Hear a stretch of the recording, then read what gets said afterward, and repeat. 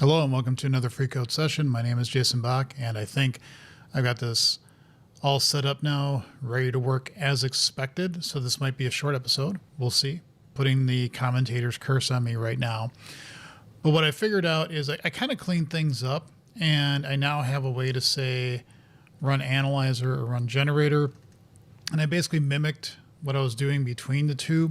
I also got rid of that nested class here and just renamed it this, and it basically cleaned up a bunch of things that I always looked at it and went, why do I need this? Why do I have this in place? I kind of copy pasted from somebody, but it always felt a little awkward. And now it just makes a lot more sense the way I have this in place.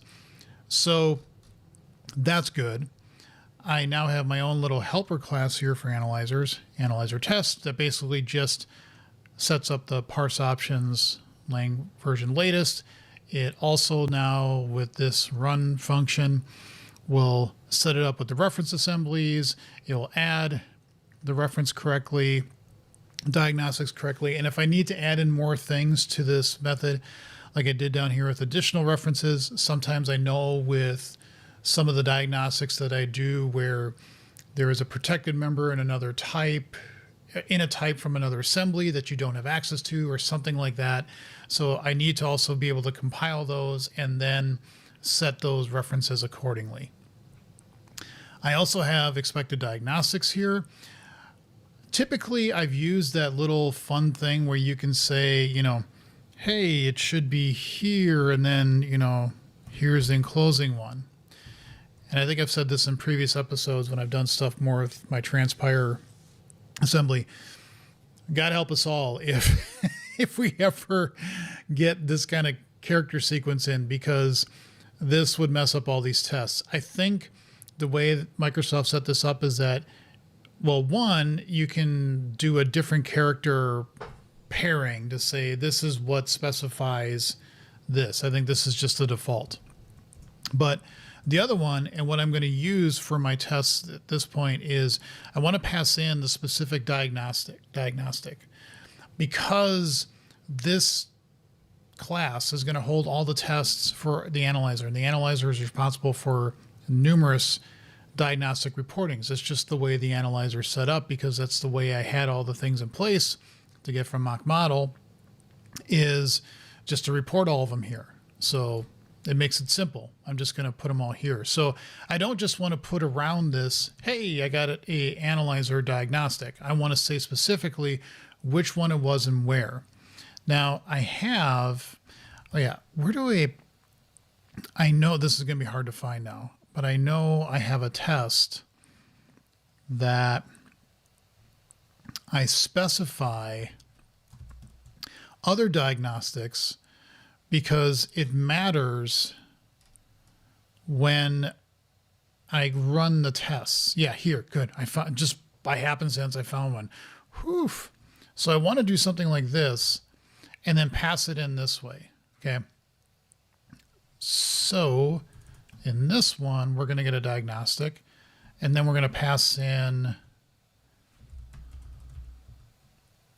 that, and that just works. Actually, did it go away? Darn it. Oh, darn. But I'll just find this again, and because it was after it. It wasn't that one. It was after it. I know it was in here because I saw it. I went, oh, yes. Yeah, there. Okay. I'm doing new here with an array in this. I don't have to do that.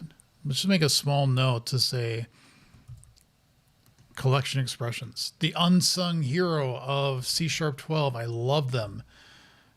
So can't be changed to, come on, we can type diagnostic. So I want to look for those because it makes the code a little bit more succinct.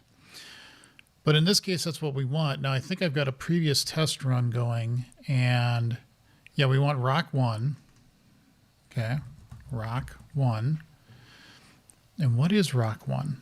Rock 1, because, if there's something we should have learned, is don't hard code things.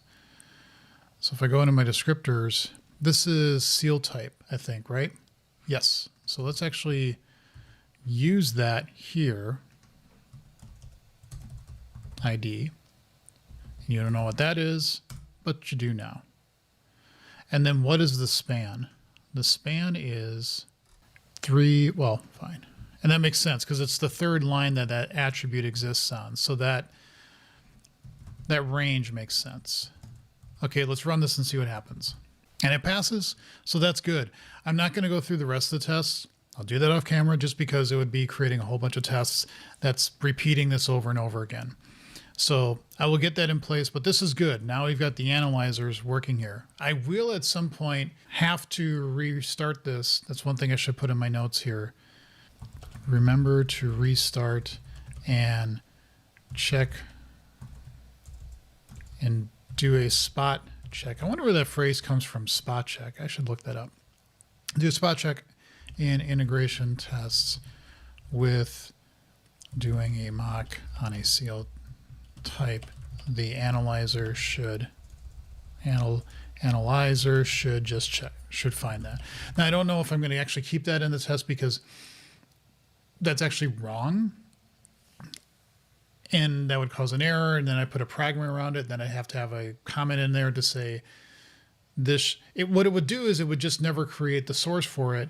But then having that in there may just be a verification of, yes, the analyzer is actually catching things. We don't need to check for all of them. That's what these tests are for. Maybe put a pragma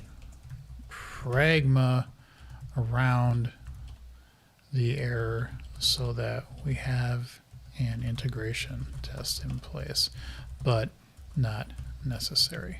So I just want to spot check and make sure it works. And if I can preserve that, that's even better, but whatever works. Okay, so I got that in place. The other thing I wanted to do is see if I can now change, and I should commit this. I should commit my work because I don't think I've done that yet for this.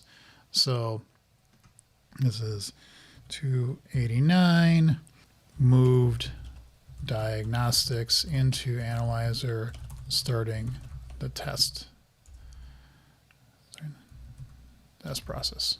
That's good enough. Commit it. And then I also have to create all the tests for the descriptors. So if I come back to the code generation test project, you're going to watch a developer who's been doing this for almost 30 years stumble with regular expressions. But we're going to do this. Okay, so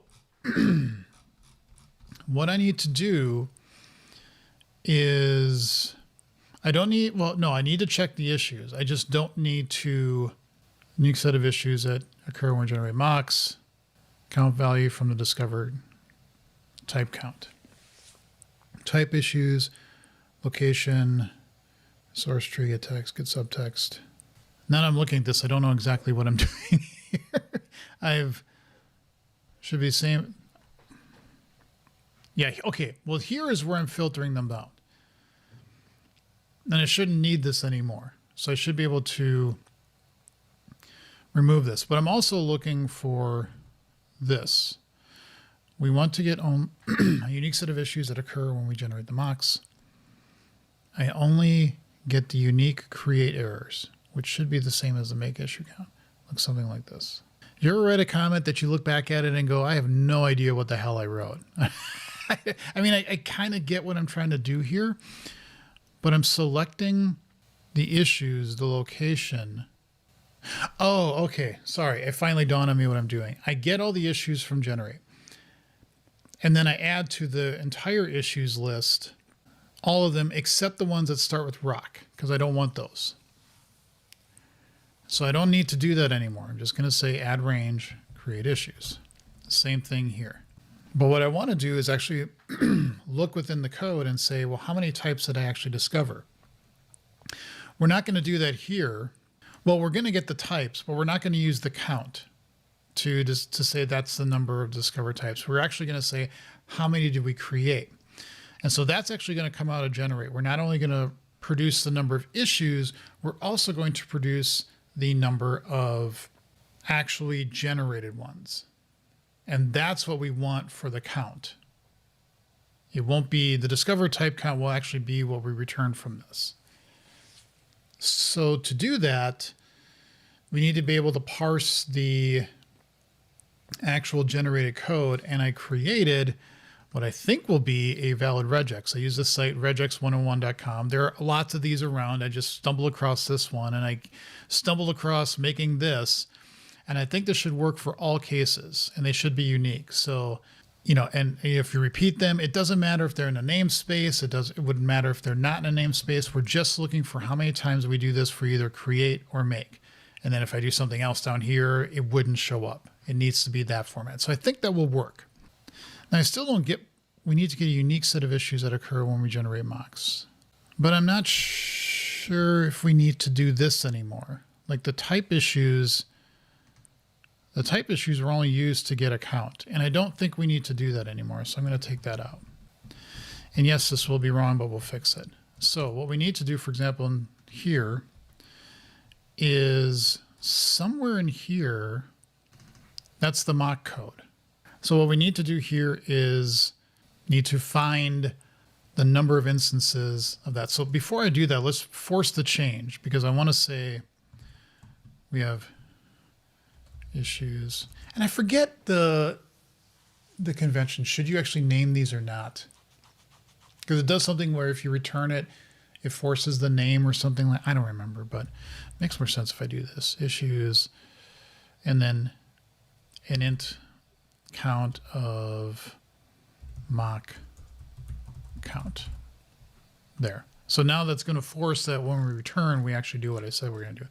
So hold on, I'm going to look up the new way of, I forget, you put an attribute on a partial class with a static and a name, and then that actually does the thing, and then we'll see if it does what I think it should do. So hold on. Okay, I got ahead of myself. I was like, okay, I found it, and then I did it, and I was like, wait, stop. Got to show if I fail or not. So this is the code to do it, hopefully. And actually, I'm going to take off ignores case, because do we say anything like, no, let's not put any options on here. Leave it as is, because we want to find exactly that. And I think if I went back to where I was doing this, if I said like, make this an I, yeah, then it won't find it. So we want to be specific with the case here. Okay, so that's good. And if we come back here, yes, now we are doing, because we are no longer, we want create issues, mock count, like that. And then we want the same thing down here. Well, let's make this create mock count. Create mock count. And actually, this is interesting because we want this to have the count for the create and the make. I don't think in either case we ever have one where you could make one and not the other. But, I'll report both. That's fine. Make mock count. And there we go. So now that's good. Something else up here is breaking because I think, print issues is, it just wants the issues. It doesn't care about the length, so that's fine. How do we do this? What I want is just the return, just that one part. But I don't know if you can do that as one thing. My brain is not smart enough to pull that off right now. So what we're going to do is say test generate. I mean, I could pass in the tuple, but come on. But I don't want to do that. I want to say var issues, and then we don't care. Nope, we don't care. We don't care. Like that. And then we just print issues. I'm sure there's a way to pattern match this so that it works, but that's fine. Okay. Now what I want to do is just do it for these. I don't want to do all the NuGet references just yet because that would take too long.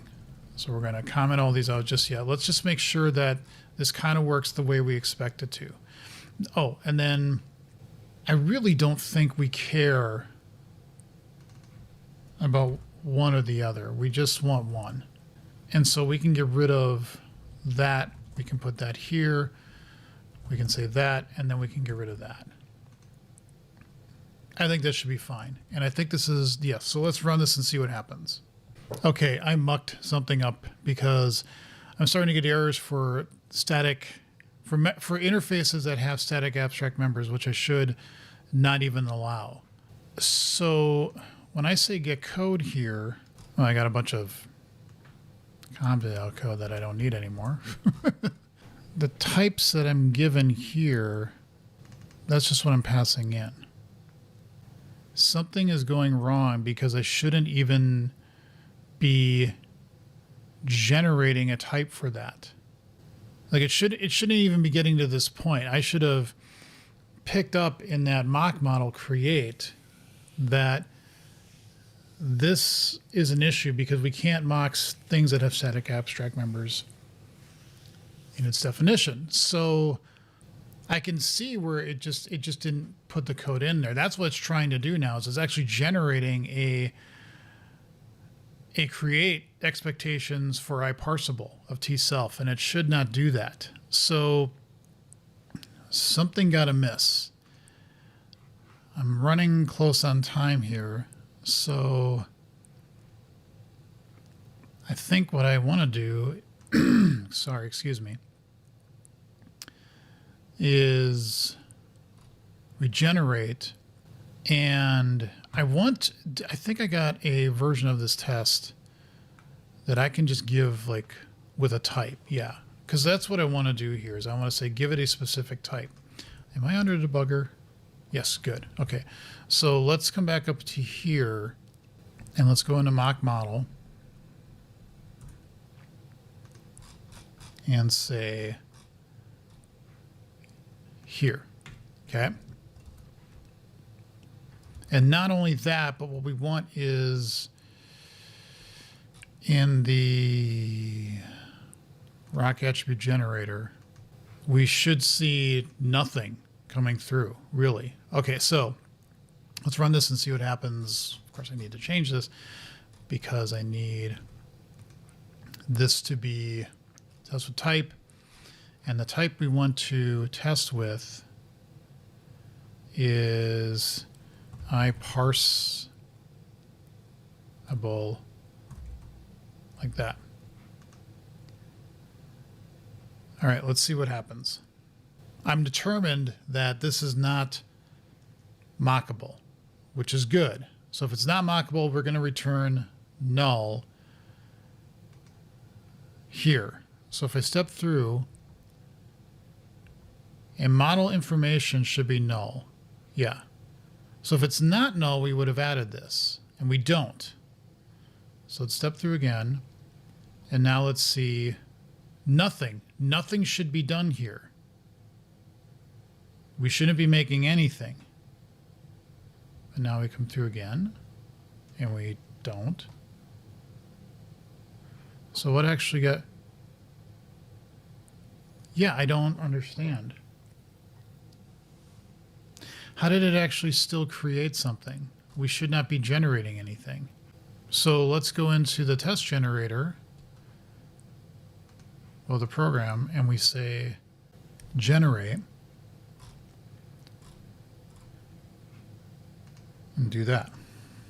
This will be one of the things, as soon as I see the error, I'm going to be like, oh, you are stupid.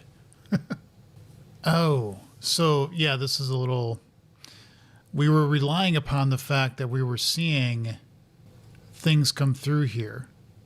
Oh, this is going to be tricky. I don't know if maybe doing this without the analyzer is wrong.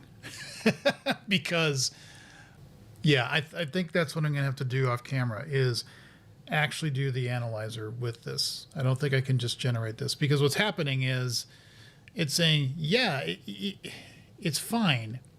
Because there's no diagnostics, even though I bet if I looked within, wait, is that the right thing? I don't know if that is. I think what I want is the output compilation. Well, in this case, it actually, that's right. In this case, it didn't, I think this is wrong though. I think I want to look at, if there's diagnostics, we want to look at the output compilation. So that's something else I might need to change here. But this is a problem because I can't just look and say, well, did you generate something or not?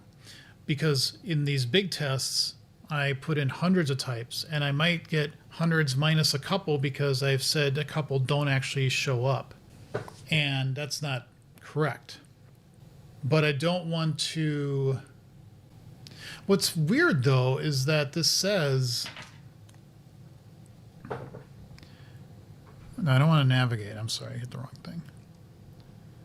Is we try to actually compile this. And that's bizarre because... Well, I know because we're saying we don't have any diagnostics, but this wouldn't produce anything. It shouldn't. We should not produce anything. Like I looked at my output compilation here, right? Didn't I? Yeah, I have 2 arrayed, and there's only 1, and that's the original one I made because it didn't make anything. Okay, I'm sorry. See, I partially see this now. The problem is that we're still doing this, which I don't know if you can see because of my face. Maybe I'll move my face if I need to. But we're still creating code that says rock create system parsable object. Okay. That we can't do at all. So that's interesting because that I could have just, I'm confused myself. I don't know how this worked before. Because I was creating the diagnostics in the generator. And the generator should say with something like that, well, you can't even make it. And so it would have just been like, no, I can't show you. I'm trying to wonder if maybe what I had down here was what was causing the things to be filtered out. I don't think so.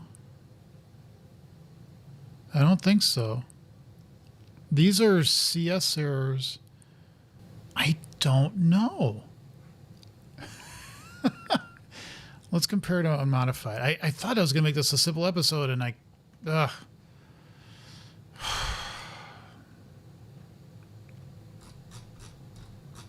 was hoping I would make this simple. Yeah, I don't know. I need to walk away from this and come back because I don't know how this even worked in the first place. And like, oh, sugar. I think I may have just inadvertently realized I was doing something way wrong in the first place, which was I was finding the types, I was adding the diagnostics, but I was filtering them out for those types, but then I was never generating any code. Oh boy, okay. So this is actually good because I just realized that what I thought I was speeding up before didn't speed up crap. What I was doing before, I tried to speed this up because it was taking too long and I was trying to validate every single type that was coming through. And that was making this a memory nightmare. Because I had to take every type that I was finding and really say, could I mock it or not? And this is now saying, well, no, you have to know that it can be put in there because of this, what I just ran into with iParsable. Sure, I could put the analyzer in here and find out that it would never generate the source for it, but I can't even put that attribute in my code because it's not a valid parsable, it's not a valid mockable type. And I really, really do not want to run mock model create on every single type that I think could work. But I don't know how else I'm going to be able to get around this. And so I almost think it's the right thing, but I think I just went back to square one and realized there's no way to do this other than knowing what are the types that you can actually mock. time for a break. I need to come back to this. But definitely made progress. Thank you all for watching. Leave comments and questions below. See you in the next episode.